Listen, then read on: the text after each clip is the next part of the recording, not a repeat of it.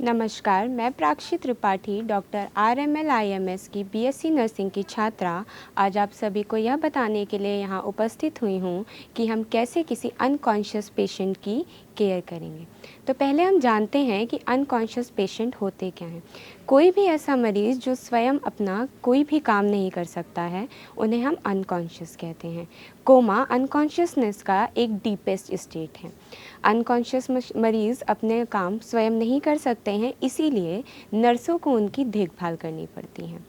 Nurse जो कि उनकी देखभाल करती हैं, वो कई उनके खुद के पर्सनल कार्य करती हैं, जैसे कि oral care, nail care, feet care, perennial care और सबसे महत्वपूर्ण उनके शरीर में होने वाले बेड सोर या फिर प्रेशर अल्सर को रोकथाम के लिए। तो मैं आज आपको बताऊंगी कैसे हम बेड सोर या फिर प्रेशर अल्सर को प्रिवेंट कर सकते हैं। सबसे पहले जानते हैं प्रेशर अल्सर आखिर होता क्या है। जब मरीज़ बहुत लंबे समय के लिए बेड पर लेटा रहता है तो उसकी सॉफ्ट टिश्यूज़ एक्सटर्नल सरफेस और बोनी प्रोमिनेंस के बीच में दब जाती हैं, जिसकी वजह से धीरे धीरे वह प्रेशर अल्सर का रूप ले लेती है। प्रेशर अल्सर 4 स्तरों में डेवलप होता है। पहला स्तर, जब सिर्फ और सिर्फ ऊपरी स्किन की ऊपरी ही सतह पर हमें रेडनेस जैसे कुछ स्पॉट्स दिखाई देते हैं।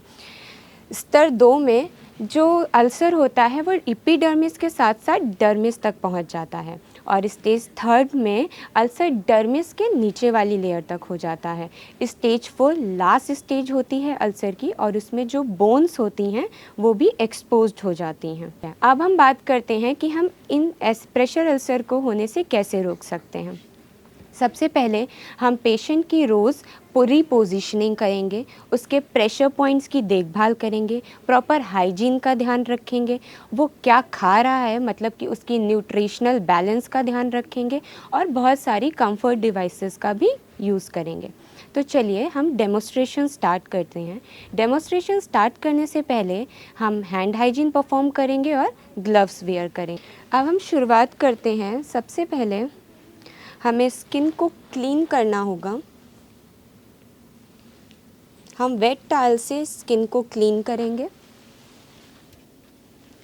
और फिर उस स्किन को कम्प्लीटली ड्राई करेंगे। इसके बाद हम पेशेंट की सारी बोनी प्रोमिनेंस वाली जगह, जैसे कि back of head, shoulder, elbow, knee, heels, buttocks and back को चेक करेंगे, और कहीं भी अगर कोई रेडनेस पाई जाती है तो उसे नोट करेंगे। अब हम पेशेंट का रिपोजिशनिंग करेंगे, जिससे कि पेशेंट के बैक के साइड प्रॉपर एयर सप्लाई हो सके और उससे बेड सोर भी प्रिवेंट होगा। तो सबसे पहले रिपोजिशनिंग के लिए हम पेशेंट का दाहिना हाथ उठा के उसे दूसरी तरफ क्रॉस करेंगे, और दाहिने पैर को भी उठा के दूसरी तरफ को क्रॉस करेंगे। अब मैं अपना एक हाथ पेशेंट के शोल्डर के अंदर रखूंगी और दूसरे से उसकी बैक पे हाथ रखते हुए उसे दूसरे साइड को रोल कर दूंगी। ध्यान दीजिएगा, जब आप पेशेंट को रोल कर रहे हैं तो साइड रेल्स उठी हों, क्योंकि अगर साइड रेल्स नीचे होंगी तो पेशेंट अनकॉन्शियस है और पेशेंट के नीचे गिरने के चांसेस ज़्यादा हैं। अब इसके बाद पिलोज को पेशेंट की बैक पे प्लेस कर दूंगी,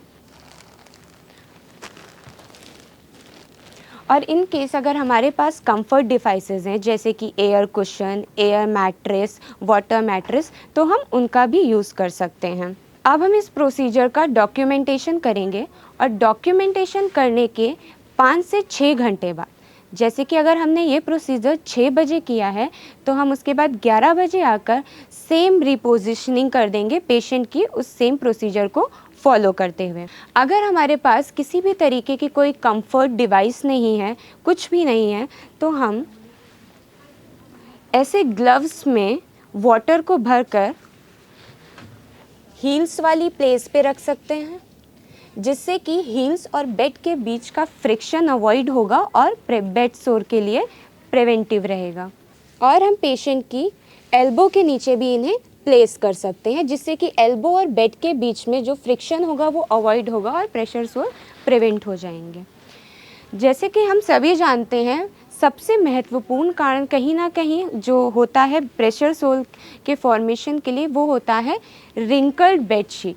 तो हमें सबसे इम्पॉर्टेंट चीज़ जो ध्यान में रखनी है वो ये होती है कि पेशेंट की बेडशीट कम्प्लीटली रिंकल फ्री हो, क्योंकि रिंकल्ड बेडशीट कहीं ना कहीं फॉर्मेशन ऑफ प्रेशर अल्सर में बहुत ज़्यादा महत्वपूर्ण रोल कर रही होती है। इसके बाद हम सभी जानते हैं कि प्रोटीन रिच डाइट हमारे प्रेशर अल्सर की हीलिंग में मदद करता है, मसल्स और टिश्यूज़ को जल्दी रिपेयर करता है। तो ऐसे पेशेंट जिन्हें प्रेशर अल्सर का खतरा हो या फिर जिन्हें प्रेशर अल्सर हुआ हो, हम उन्हें प्रोटीन रिच डाइट लेने के लिए बोलेंगे। जैसा कि हम सभी जानते हैं, prevention is better than cure. तो हमारे लिए ये ज़्यादा बेहतर है कि हम प्रेशर अल्सर को होने से ही रोक लें instead of curing the pressure ulcer. Thank you.